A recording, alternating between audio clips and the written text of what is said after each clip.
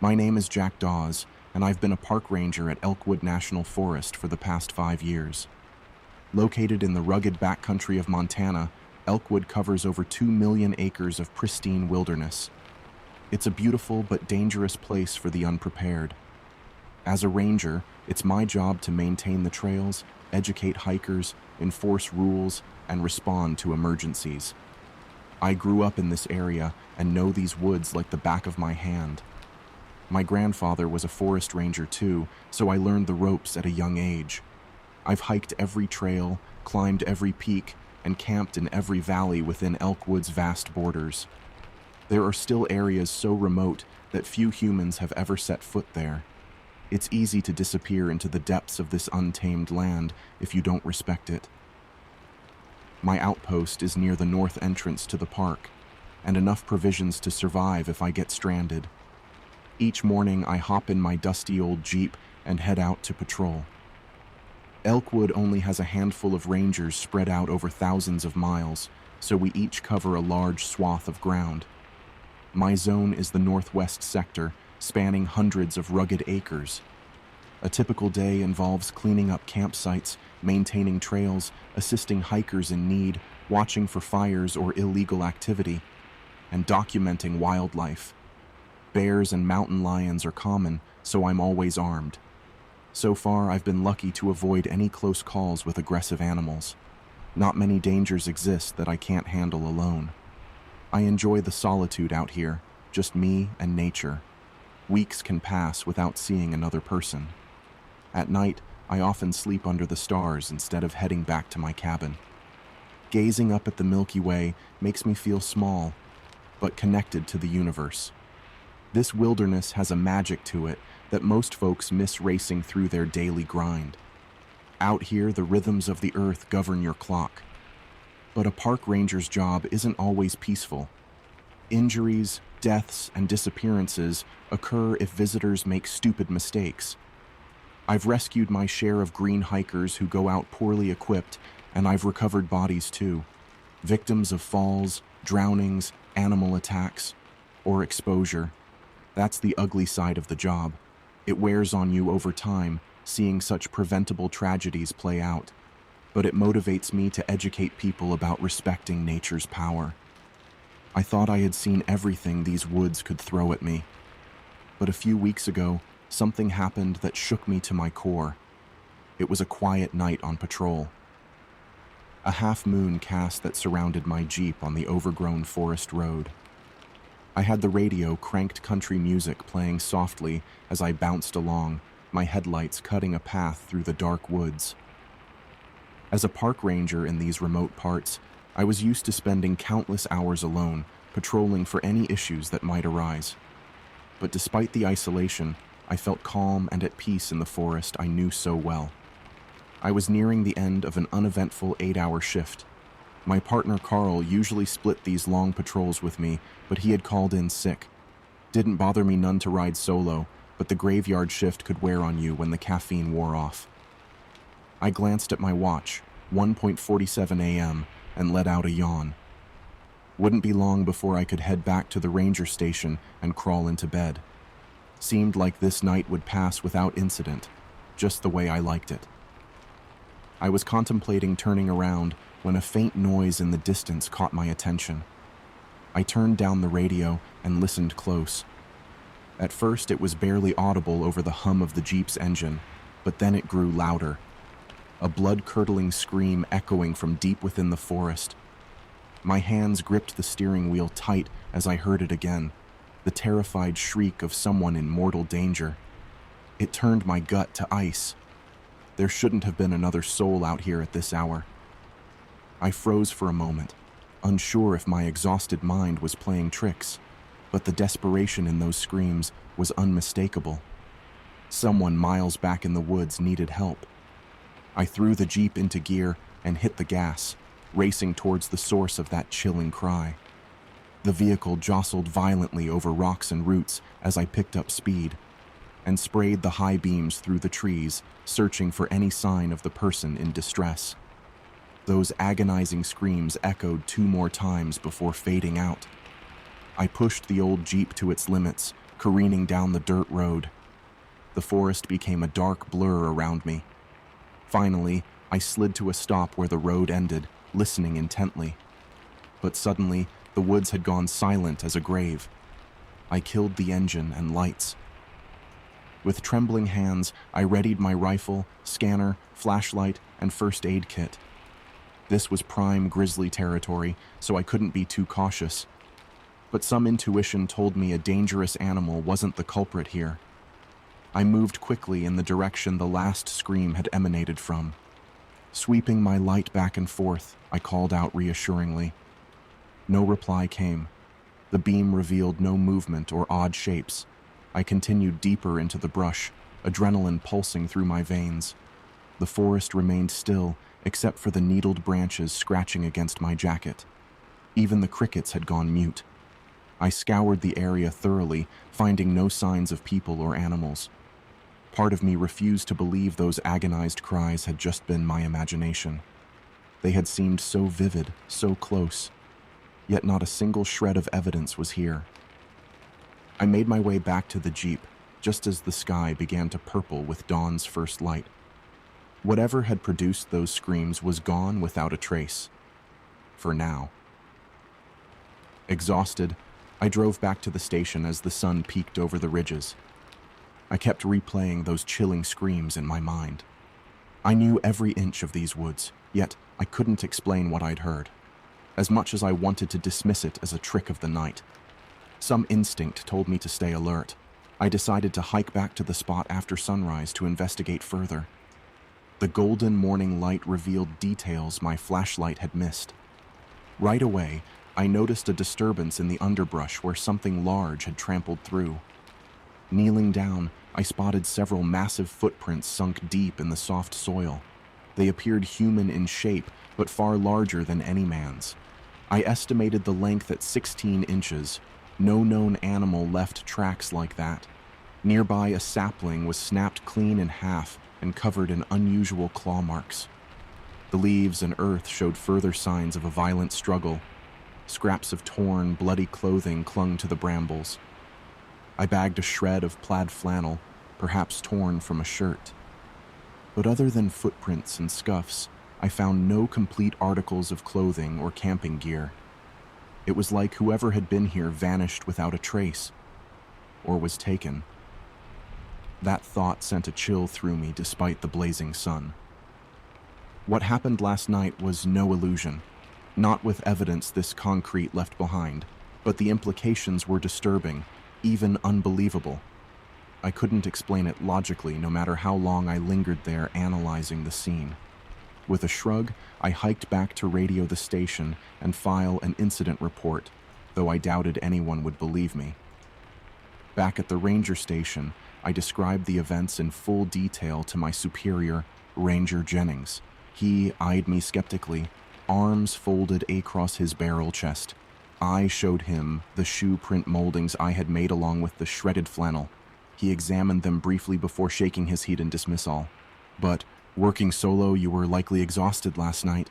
The mind plays tricks in the deep wilderness when you're fatigued. These prints could belong to any large man out there, and clothing scraps sometimes get left behind. As for the screams you heard, our ears pick up strange sounds at night that seem real, but I'd bet my pension you imagined them. We've never had issues with grizzlies or lions in that region, and we sure as hell don't have Bigfoot running around. He laughed heartily, as I stood there looking defeated. I had expected resistance, but his outright mockery irked me. I knew what I had experienced, yet arguing would only make me seem more unhinged. So I bit my tongue as Jennings dismissed me, saying he'd file the report as a curious incident, but would otherwise ignore it. Crestfallen. I retreated to my cabin for some sleep, but perplexing questions kept me tossing and turning all day. I prayed for answers tonight on my next patrol because my gut said something sinister lurked out there in the shadows, and it had only just begun. Dusk fell, and after a quick bite, I headed out on patrol again. I was anxious to check the site from last night and see if any fresh clues had surfaced. An unsettled feeling gnawed at me that I couldn't seem to shake. The woods felt different now, almost watchful. As my headlights cut through the gloom, I nearly jumped when the radio crackled unexpectedly. "See anything weird out there yet, Jack?" came Carl's sarcastic drawl. Word had spread fast about my bizarre report. "Just the normal wilderness sounds," I replied curtly. "Don't go shooting Sasquatch now," he said with a laugh before signing off. I gripped the steering wheel angrily. Why wouldn't anyone take me seriously? I wasn't some rube prone to fits of fantasy. Either way, I resolved to get proof to shut them up once and for all. Nearing the location of the screams, I killed the lights and engine. As I sat listening intently, that same eerie silence from last night fell over the forest. The hairs on my neck stood up. Something felt off. I stepped out and swept my flashlight slowly about. Only the swaying of pine boughs moved in the beam's path. No clues materialized as I searched thoroughly in expanding concentric circles. An owl hooted, making me jump. "Get a grip," I told myself. I was about ready to give up, when a faint cry pierced the night. My heart seized as it repeated, the same drawn-out shriek as before. I sprinted recklessly towards it, branches whipping my face. This time, the scream sounded much closer, but as suddenly as it started, it went dead quiet. I halted in a muddy creek bed, panting and listening desperately.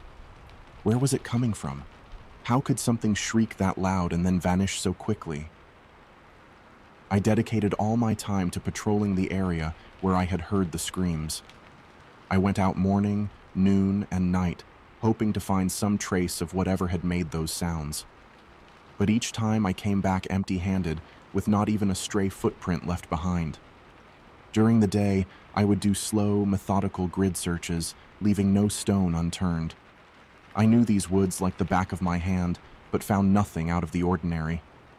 At night, I sat for hours in utter stillness, straining my ears for the faintest noise. Aside from the usual crickets, owls, and deer, the forest remained eerily quiet. My fellow rangers started saying that I was obsessed. They said I was chasing ghosts, seeing patterns where there were none. But I knew what I had heard and felt. Something dangerous lurked in these woods that I couldn't explain. I just needed to gather more evidence to prove I wasn't crazy. But days turned into weeks without any tangible breakthroughs.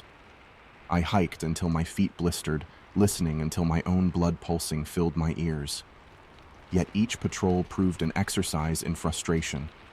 No footprints, fabric, blood trails, or other clues materialized. It was maddening. I began to worry that whatever had made those screams was gone for good. Perhaps it had only been passing through and moved on from Elkwood. But my gut still nagged that an ominous presence hid in these woods. I just had to keep looking. Carl and the other rangers grew less sympathetic and more scornful of my efforts as the weeks dragged on. They started making snide remarks when they thought I was out of earshot. Jack's chasing his imaginary friend again. "Maybe we should get him counseling," Carl chuckled one morning at a briefing. I gritted my teeth and ignored him. Later, though, Carl came striding up to me with a smug expression. "No luck finding Bigfoot again today, eh, Jack? Why don't you do your actual job and stop this nonsense?" I whipped around angrily. "I know you all think I'm crazy, but I'm not making this up, damn it. I heard something out there. I'm not making this up." Carl got right in my face. "There's nothing to prove except that you've lost your marbles. No monsters live in these woods except the ones in your delusional head." We stood there glaring at each other until Ranger Jennings broke it up. I stalked off fuming, their harsh words burning me. Doubts crept in that maybe I really was chasing phantoms, but it seemed the only way to redeem myself was to find some evidence, once and for all. Hitting dead ends, I decided to research local folklore for clues about mysterious creatures sighted in Elkwood over the years. Native American legends told of a hairy wild man of the woods called a Sasquatch. Old pioneer tales mentioned hearing unexplained screams at night. There were even scattered reports in modern times of campers hearing strange cries, and I interviewed some elderly lifetime residents, but most just dismissed these accounts as fantasy. One old-timer named Walt claimed his uncle had a run-in with a huge, foul-smelling beast back in the 1950s. It terrified his uncle so badly, he refused to step foot in the woods again. Walt drew me a detailed sketch of the ape-like creature standing over 8 feet tall. He said it had blood-curdling screams that echoed for miles. I felt a chill looking at the lifelike sketch. Could something like this really inhabit these woods? Most considered Bigfoot a myth, but a few sightings had me questioning what might be possible deep in the untamed wilderness. My research provided no hard evidence, only unverified stories. But it showed I wasn't the only one who had heard chilling sounds that couldn't be explained. Whatever lurked out there, I hoped I could document it with modern technology. The proof would both solve this mystery and restore my credibility. I decided to thoroughly rig the area with cameras capable of night recording. If this creature was mostly nocturnal, motion-activated low-light footage might capture it in action. I trekked out and concealed several camouflaged trail cameras high in trees with wide views. To avoid theft, I didn't tell anyone what I was doing. For several weeks, I was in the dark. I hiked daily to quietly swap memory cards and batteries. It was time-consuming to check weeks of footage, but I diligently scanned each night looking for anything unusual. On a few cards, branches triggered motion and gave me false hope, but review after review revealed empty woods with no unexplained shapes or sounds. I started to worry my technique was flawed. The cameras had limited range and battery life. Perhaps the creature avoided them somehow, or only passed through that area rarely now. My window of opportunity could be closing if it moved on or wised up. But I couldn't monitor the entire massive forest this way. The next full moon night would be my best chance to lure it out. And hopefully, cameras in just the right spots would finally capture the proof I desperately needed, hoping desperately for a breakthrough. I had moved some cameras to new locations earlier that day, maximizing coverage. All I needed was a few seconds of clear footage to justify what I had heard and felt. But as the hours ticked by, nothing appeared except the usual nocturnal wildlife. Around 2 a.m., when creature activity peaked previously, several cameras mysteriously went dead. I checked backup batteries and connections, but couldn't get them running again. One by one, motion sensors failed like something was intentionally sabotaging them. By sunrise, not a single camera was functioning. Scouring the footage again revealed no clues, just more empty darkness. Something strange had caused the mass failure, but the end result was another dead end. I took it as an ominous sign that I was up against a cunning adversary. It would not be so easily captured through conventional means. My window of opportunity was closing fast. Skepticism from others grew daily, eroding my confidence. Soon, there would be no trails left to follow as autumn approached. I had to take matters into my own hands and confront this creature directly. Damn the risks and warnings of others. The beast's eerie screams still haunted me. I would venture deeper than ever alone under the moon. One way or another, I would find the answers I sought. I told no one of my plans to hike solo into the remote backcountry in pursuit of answers. They would just declare me reckless and suicidal. Perhaps I was both. But the itch to unravel this mystery had become an obsession I could no longer resist. I had to know what stalked these woods. That evening, I loaded ample supplies and weapons into my rucksack. I placed a GPS tracker into my boot for good measure. The moon lit my way as I marched silently into an unfathomably deep wilderness few humans had ever laid eyes on. Adrenaline fired through my veins. Ages seemed to pass under towering old-growth pines. The calling of an owl or skittering of a squirrel nearly jumped my skin. But no other sounds broke the stillness. I stopped at a moonlit meadow, miles from any trail. This seemed like a prime habitat for the creature to hunt. I scaled a pine and waited, rifle scope sweeping for the slightest movement. Hours ticked by without any noticeable activity, but just as I was losing hope, a distant cry pierced the calm. My pulse pounded as it repeated, "Closer now." Suddenly, the woods fell deathly silent, as the moonlight illuminated the meadow brightly. Then, at the far tree line, a dark shape appeared. My breath halted in my throat. Too big to be any ordinary animal, it crouched there staring right at me with eyes that glinted. Adrenaline flooded my senses. The creature remained crouched at the forest's edge, its eyes reflecting the moonlight like two malevolent beacons in the darkness, with powerful limbs and an ape-like build. I froze, not daring to move a muscle as its gaze stayed locked on me. Slowly, it began creeping out into the moonlit meadow on all fours. It moved with a deliberate stalking gait that chilled my blood.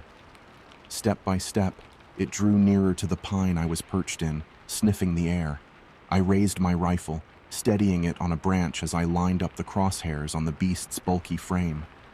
My finger trembled over the trigger, but I held my fire. The creature was now just 30 yards away, at the base of the pine. It rose up on its hind legs, standing at least 8 feet tall. Swinging its huge head from side to side, it scanned the tree branches intently. A low rumble emanated from its throat, and I could hear the scrape of its claws against the bark.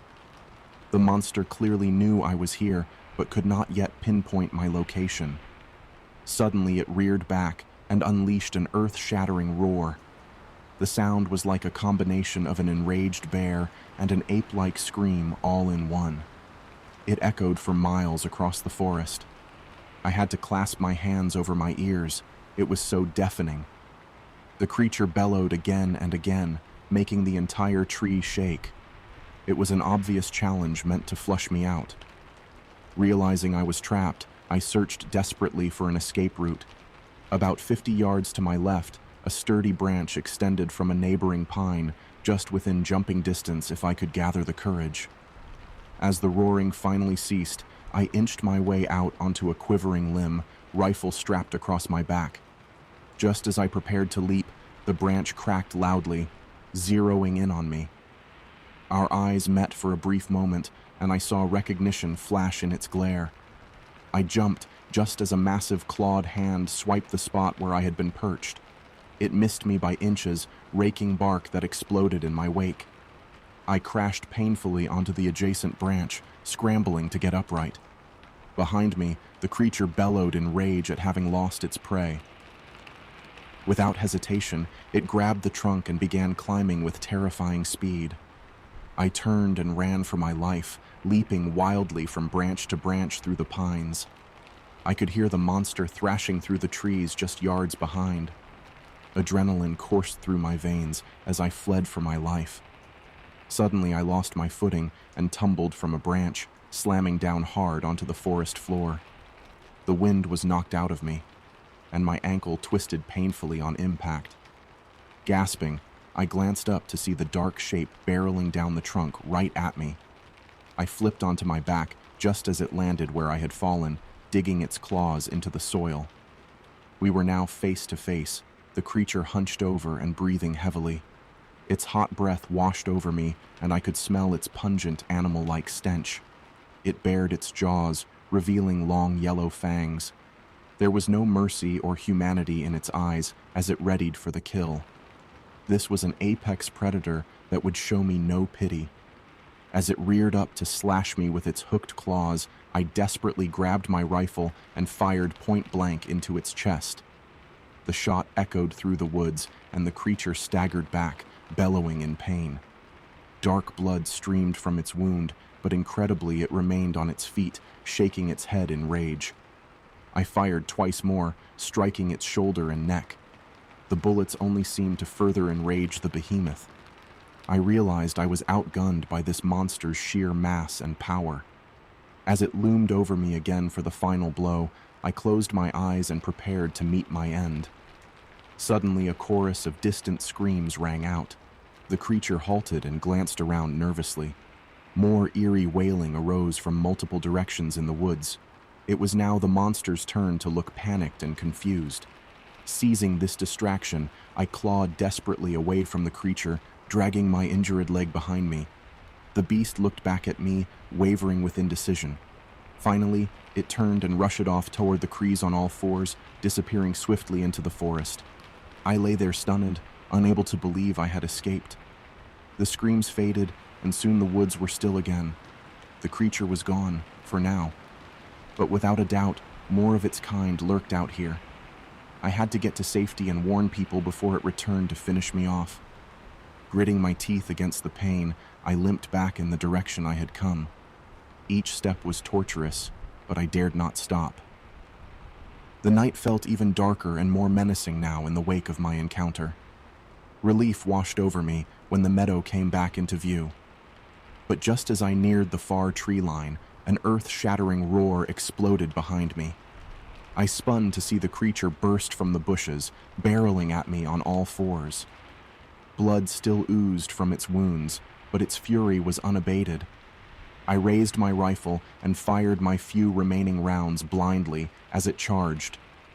The bullet struck its thick hide and torso, but barely slowed the rampaging beast. In desperation, I turned and scrambled towards the trees as fast as my bad leg allowed. The heavy footfalls closed in, the ground shaking beneath its weight. I could feel its enraged breath at my heels as it swiped. At the last second, I dove forward just beyond its grasp, hitting the dirt hard. The creature slammed violently into the trees right behind me. I heard it roar in pain and fury. Glancing back, I saw it slumped at the base of a pine, shaking its head in confusion. My last wild shot must have dazed it, but it would only be temporarily subdued. Ignoring fiery pain, I pushed myself up and limped into the darkness of the woods.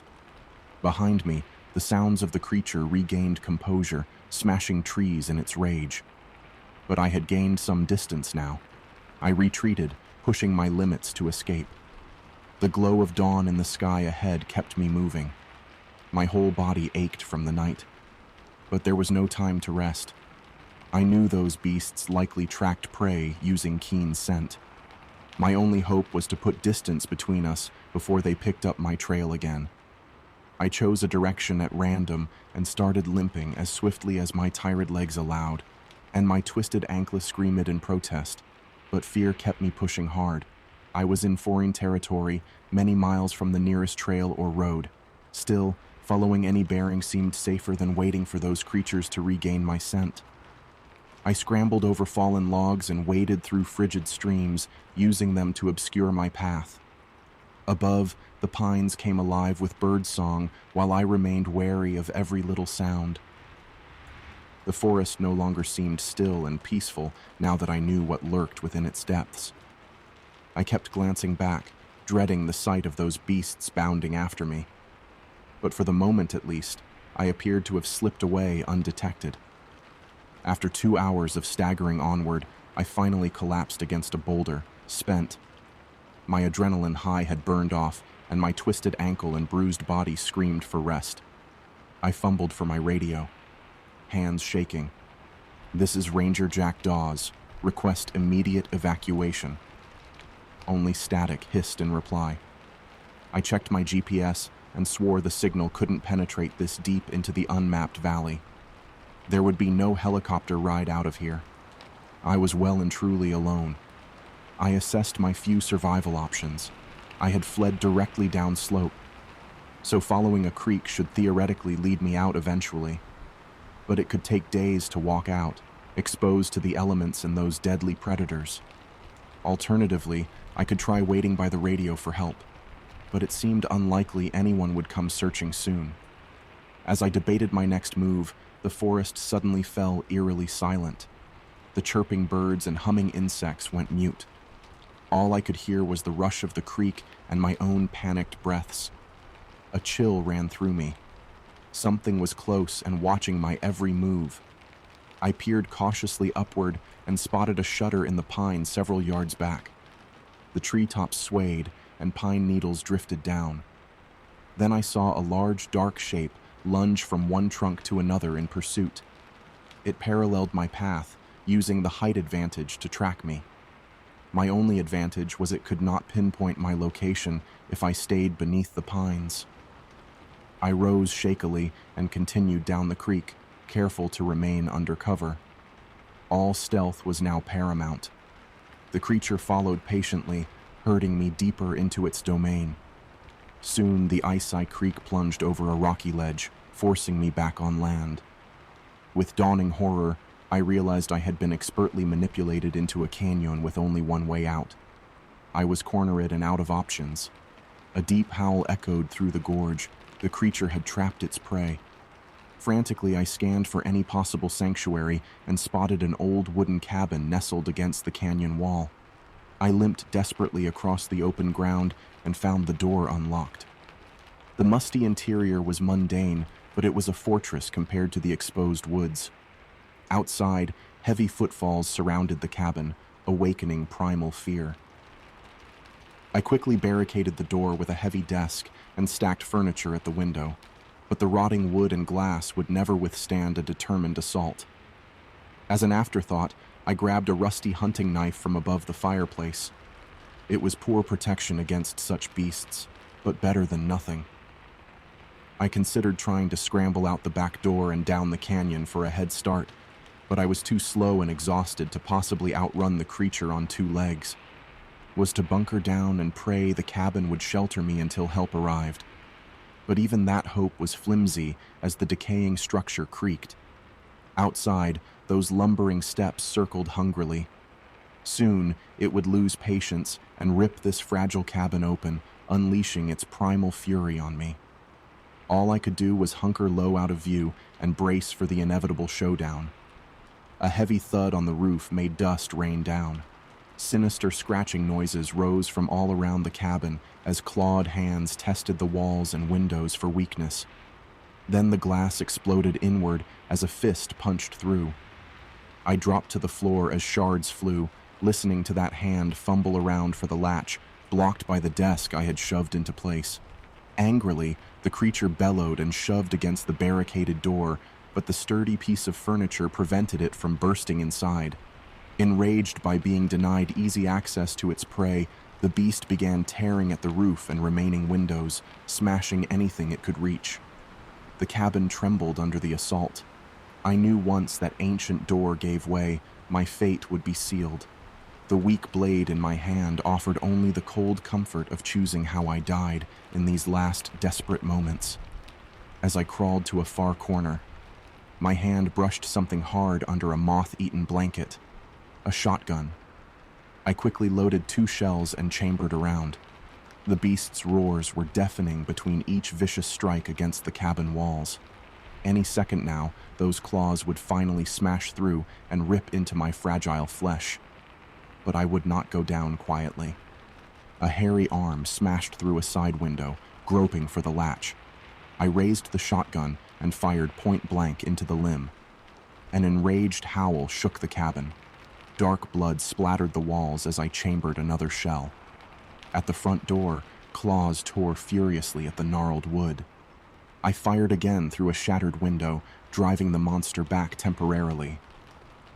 My defiant shots would only antagonize the beast further, but the fleeting sense of power felt better than cowering helplessly. My limited ammo meant the creature had all the time needed to get in. All I could do was brace to meet my end with one last act of futile defiance. I reloaded the shotgun with trembling hands, waiting for the final assault that would tear me to pieces. The cabin was utterly silent, except for the thud of my heart. Suddenly, I heard heavy footsteps padding away from the cabin door. Had I wounded the creature critically or angered it into retreat? Cautiously, I crept to a broken window and peered out. At the tree line, the hulking shape lingered, watching the cabin intently. Blood matted the fur around its shoulder, where I had shot it. The brute's eyes burned with fury and hunger.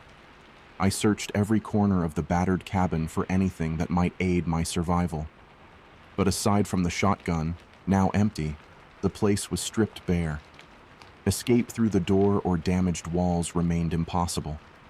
The only hope was that the creature would lose interest eventually, but its tenacity so far made that seem unlikely.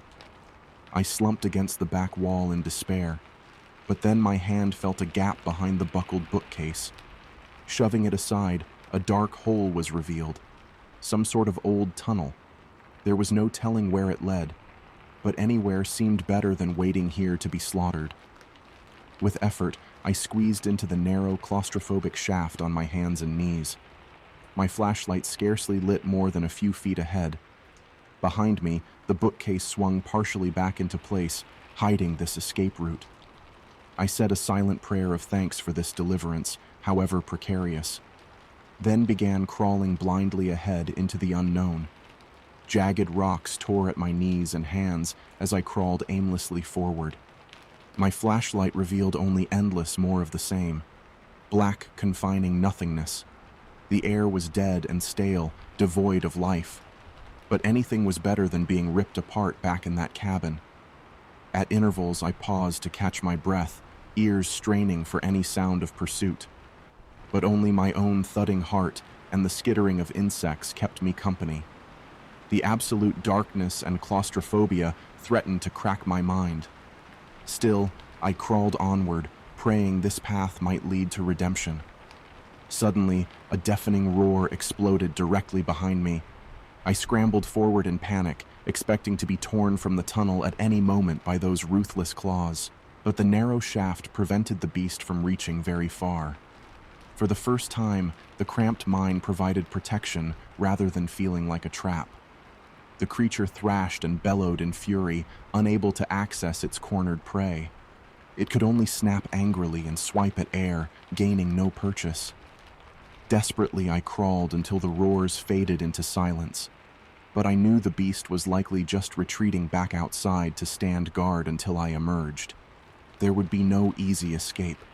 I crawled on bloody knees for what felt like miles, fully expecting to find my passage, but by some miracle, the narrow tunnel remained just passable.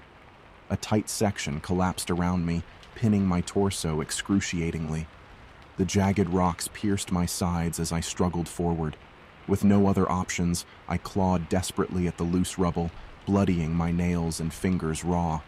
Every tiny bit of progress was agonizing as the rocks ground my ribs. But centimeter by centimeter, I finally wriggled free after what felt like hours of torture.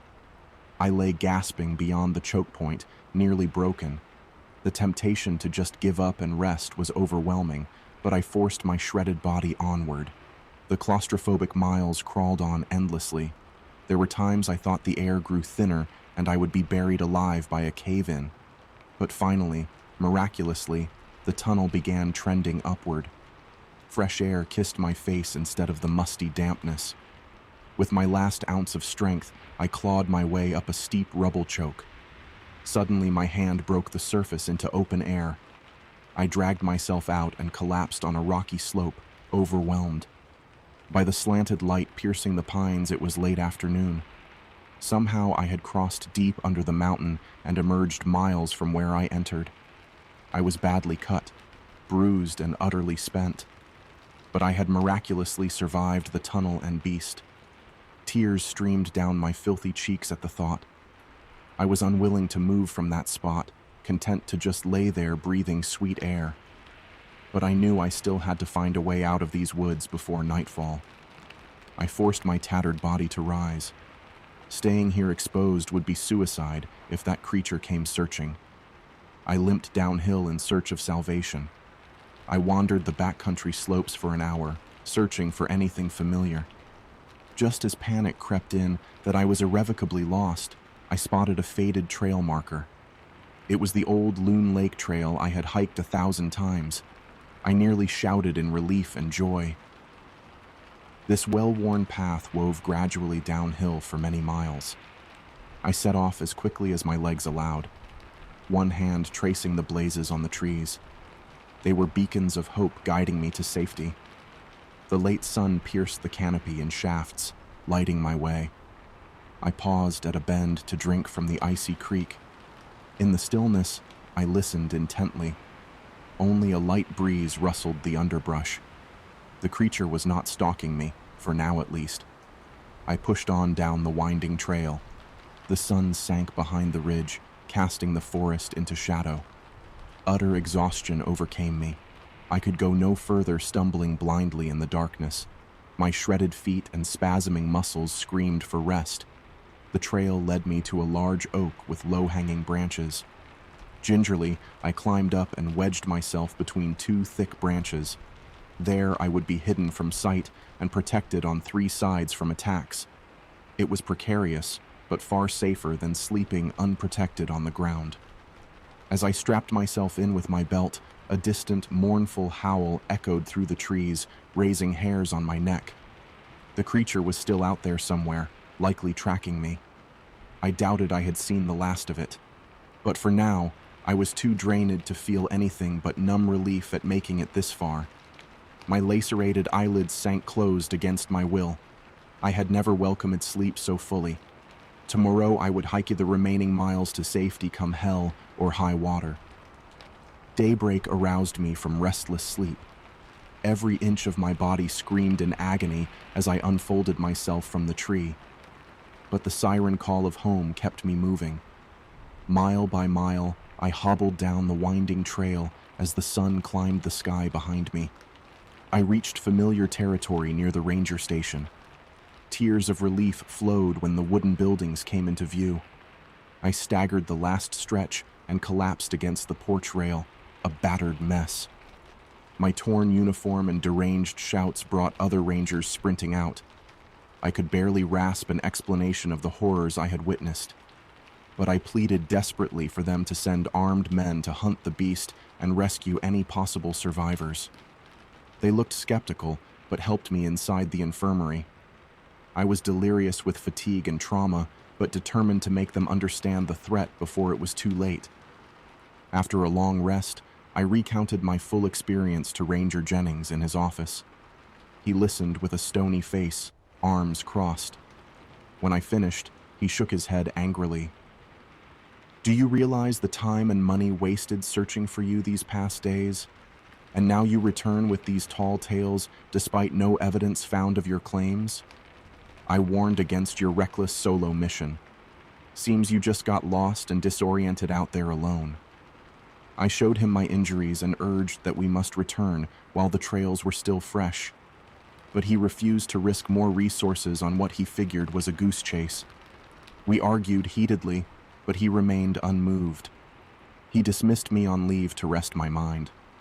My spirit sank, realizing I was still alone in this fight, despite coming so close to death.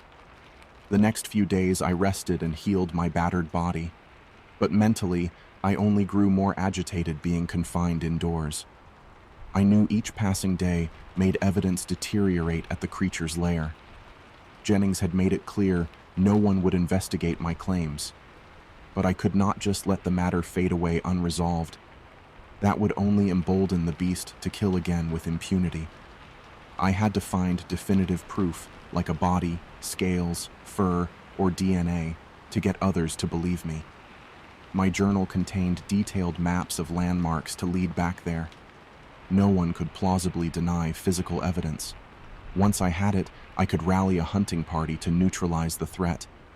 Time was short, but waiting idly would only ensure another bloody attack. I had survived. Now it was up to me to prevent future tragedies. A week later, when I had regained some strength, I pleaded my case again to the Rangers. I tried rousing their courage to organize a search party back to the creature's lair, but none would entertain the idea. They had searched days for me and came back empty-handed. Most thought I was just having post-trauma delusions. Carl confronted me angrily. "We're not risking our necks on another of your Bigfoot fantasies. There's no monster out there. You cracked under the stress alone in the woods. Get help and move on before you get someone else killed." I argued passionately, but could not sway them. One younger ranger named James pulled me aside later. "I want to believe you, Jack. But you gotta admit it sounds far-fetched without evidence. Bring me some solid proof, and I'll help convince the others." His words stuck with me.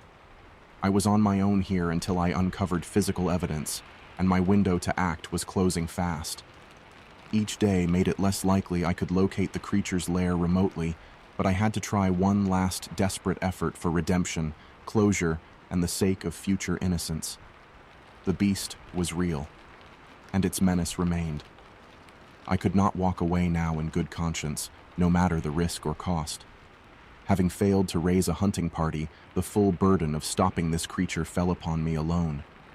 I spent several days gathering equipment and supplies for an extended solo mission.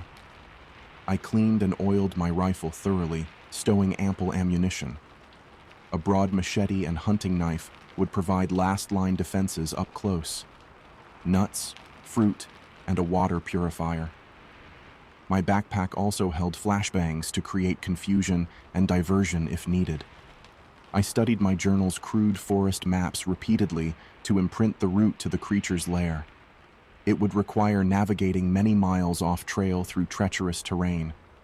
But I was ready to do whatever was necessary to obtain hard proof or terminate this monster before it could murder again. I stayed up finalizing my last will and testament. I was under no illusions. If the beast didn't kill me, the harsh, untamed wilderness might easily claim my life alone out there. But after surviving the first round, I was confident I could persevere, and putting down this creature would be a noble purpose to die for if fate demanded that price. It took me 2 days of grueling hiking to relocate the meadow where I had first seen the creature. The winding game trails and shifting landscape made finding it again difficult. But finally, I stumbled out into the familiar open ground, heart pounding in anticipation. The remains of the mutilated deer carcass still lay at the far tree line, attracting flies. I approached cautiously, rifle raised. The creature had returned here at least once since our encounter. It still lurked nearby. I was certain of that. But where exactly was its lair? Studying the meadow perimeter, I noticed one section of underbrush unusually trampled down. Pushing through it revealed faint trails continuing downhill. I followed them through the thickening forest until the ground turned rocky and jagged. Above, a shelf of stone jutted from the mountainside. Wedged underneath was the black mouth of a cave, a perfect hidden sanctuary. I crept up slowly, all senses on high alert. The rocky cavity stretched deep into the mountain, swallowed in darkness. The stench emerging turned my stomach, a charnel house mixture of blood, decay, and musk. Bones and shredded clothing were strewn about the entrance amidst claw marks. I nearly gagged, realizing I had found the creature's den. Bracing myself, I slipped inside with the flashlight raised. The beam revealed a nightmarish tableau. Mutilated skeletons and half-eaten carcasses were scattered the length of the wide cavern. Some appeared months or years old, while others seemed disturbingly fresh. The butchered remains confirmed my worst fears. How many had fallen prey over the decades would never be known. With morbid fascination, I documented the gruesome scene, gathering the proof I needed to convince others this threat was real. Collecting as much photographic evidence as I could, I turned to leave the nightmarish cave. But at the mouth, I found myself frozen. A pair of glowing eyes blocked the exit atop a hulking silhouette. My flashlight glinted off its blood-stained fangs as the creature hunched and tensed to attack. I raised my rifle, shouting madly, and fired point blank. It recoiled with an enraged roar, slashing the air in front of it. My bullets seemed to barely penetrate its thick hide. With terrifying speed, it lunged forward and swatted the gun from my hands. The force of the blow knocked me to the ground, stunned. I reached desperately for my machete as the creature stood over me, ready to rip my helpless body to shreds. With a yell, I swung the blade with all my might, cutting into its arm. Howling, it jumped back, giving me a second to grab my fallen rifle and dash deeper into the cavern. But there was only postponing my demise now. This beast would tear me apart down here alone. I had merely trapped myself, inviting doom. I scrambled over the corpses and bones, desperately searching for an exit or weapon in the darkness. The creature snarled, just paces behind despite my head start. hitting dead ends everywhere I crawled. Finally, it cornered me against a stone wall deep underground. Behind me waited for only an unscalable rock. Ahead, the beast cut off all hope of escape. It seemed to savor my desperation after I had violated its home and evaded it for so long. Now finally, it had its prey trapped and utterly helpless. This creature could take its time to enact retribution through slow, savage violence. I raised my knife in pitiful defense, preparing to go down fighting. The beast tensed its powerful legs to lunge and rip me apart. I stared into its remorseless eyes, trying to summon some courage for these final moments. But all I felt was primal terror watching death barrel down upon me. I braced hopelessly for the tearing agony so far from the light. A volley of gunshots exploded, echoing through the cave. The creature stopped confused as bullets peppered the stone around it. From behind me came shouts and blinding flashlight beams. I turned in disbelief to see Ranger Jennings, Carl, and 2 others in tactical gear rushing into the cavern with weapons drawn. "Down on the ground, Jack. We'll handle this," Carl yelled, firing at the beast. Still dazed, I dropped prone. The creature bellowed as the Rangers surrounded and pelted it. They had come prepared with tear gas, tasers, and tranquilizer darts. Within minutes, the outgunned creature lay sedated at their feet. I rose shakily, unable to grasp this miracle. Jennings gave me a solemn look, placing his hand on my shoulder. Together, they battled the frenzied creature with tranquilizers, bringing it down. Jennings and the others moved cautiously toward the fallen creature to inspect it and secure the cave. But suddenly, it stirred angrily, still resistant to the tranquilizers. In a blur, it leaped up and swiped Carl hard against the cavern wall. He screamed in pain, his chest torn open and bleeding. The other Rangers opened fire trying to contain the frenzied beast, but their bullets only further enraged it as it charged about the tight space. I pulled a dazed Carl to safety in a corner, applying pressure to his wound. Meanwhile, the creature was tearing the cavern apart around us, fueled by pain and fury. "We need to bring the ceiling down to trap it," I shouted over the gunfire and roars. He fired several precise shots, further weakening the ancient stone column. "Take cover," he ordered. We all dove behind stalagmites seconds before the pillar gave way with a rumble. Massive rocks collapsed, sealing half the cavern and burying the creature partially under their crushing weight. Its angry roars were silenced, replaced by groans. We had neutralized the threat at last. It's been a few weeks now. Physically, I'm mostly recovered from the cuts, bruises, and exhaustion of that week spent lost in the wilderness. Mentally, I'm still processing everything that happened and trying to make sense of it all. There are moments I wonder if it was just a vivid nightmare triggered by stress and isolation. But then, I look at the scars and remember the primal fear that no dream could conjure. Something ancient and deadly lurked out there stalking me. Its screams still echo in my mind when the woods grow quiet. I've shared the full story with no one except Ranger Jennings. He believes me, but says we should let the past stay buried. An official report was filed about me getting lost and injured, with no mention of the creature. Jennings wants to avoid a media frenzy. I reluctantly agreed to keep silent, but the secrecy eats at me. I was allowed back on regular duty after the mandatory leave to recover. But I can sense distrust from my fellow Rangers after being missing so long. They rumor about post-traumatic stress warping my mind. Only Jennings treats me the same. Being back out patrolling the familiar trails triggers my anxiety sometimes. I find myself watching the shadows between trees, watching for shapes stalking just out of sight. Sudden sounds make me jump now when they never did before. Part of me worries the creature is still out there beyond the marked paths, watching and waiting. Its presence left a permanent mark on this landscape for me. I've considered leaving the Ranger service, as I may never fully relax here again after what I endured. But the forest is in my blood, and leaving would feel like surrendering part of myself.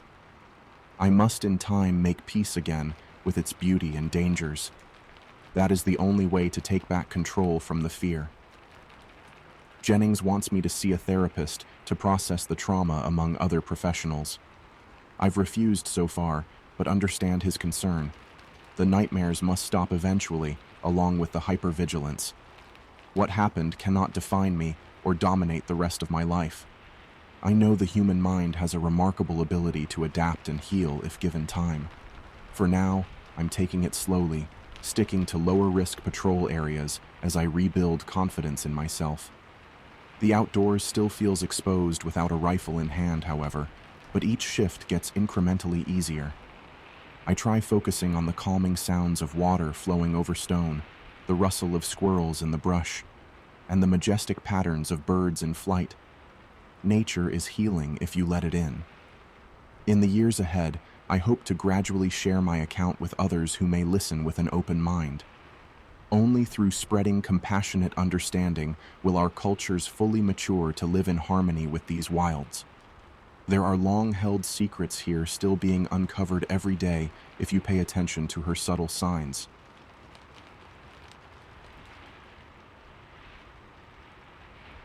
I'll start out by saying that I can't officially confirm what I saw, but it was as real gets for me. I don't usually think much of the supernatural, but this really changed my perspective. I'm currently 22, but I was 21 at the time this happened. I spent the summer of 2022 working in southwestern Oregon. I had taken a summer off from wildland fire for a good-paying job baling hay for a custom hay company. It was mid-August, and they had me in a New Holland T7 260 with 2 other tractors in the field that night. We did most of our meadow hay baling at night, as you have to be careful about the moisture of grass hay when baling, or else it can spontaneously combust when stacked. I was working on the west end of the field, while the other 2 tractors were on the east end, making their way towards me. It was probably around midnight or 1 a.m. I was going along, jamming out to some Creedence Clearwater revival, when my baler got plugged. The hay had bunched up in front of the feeder drum. I was probably going too fast for the conditions, or ran across a wet spot. The field was flood irrigated, so it wasn't too uncommon to find some hay that hadn't dried completely. I climbed out of the tractor to deal with the plug, pulling out handfuls of hay until the baler would take the pile. The tractor had a bunch of auxiliary lights, so the area around it was well lit. I never liked the dark, but I felt fairly safe. I was probably 2 windrows in from the edge of the field at the time. The fence lines around the field had tall canary grass, growing at least 6 foot tall where the swathers couldn't get to. This had always bothered me for some reason, but I'm from eastern Washington, so I'm used to being able to see for a ways out. As I'm laying in the hay trying to unplug my baler, I heard the grass at the edge of the field moving. I looked, but didn't see anything. I just figured it was an animal or something, didn't think anything of it. After I got the baler unplugged, I hopped back into the tractor and kept going. It wasn't too long after that, I happened to see a coyote at the edge of where my lights were shining. Again, I didn't think anything of it. Fast forward about 20 minutes, I see a coyote again, still hanging out just outside of the range of the work lights of my tractor. I started thinking about it, how bold it was, getting that close to my tractor. Around 3 a.m., I had a shear bolt break on the baler. It's a simple fix. It's just a bolt that goes through the flywheel of the baler that's designed to break if there's too much strain on it. Kind of a safety feature to make sure you don't damage the baler itself. I went out to change out the bolt when I hear something. It sounds like a voice, but I can't quite make it out.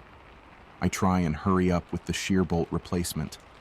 As I finish up and am closing the shield on the baler, I hear it again. It kinda sounds like one of my friends who was driving one of the tractors on the other side of the field. I looked, but both sets of headlights were still moving. I was starting to freak out at this point.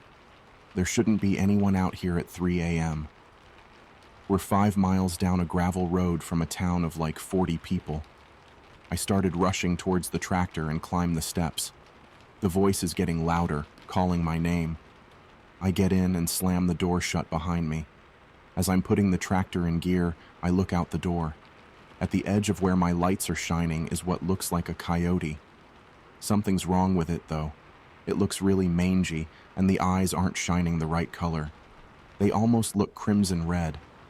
On its face is what almost resembles a smile.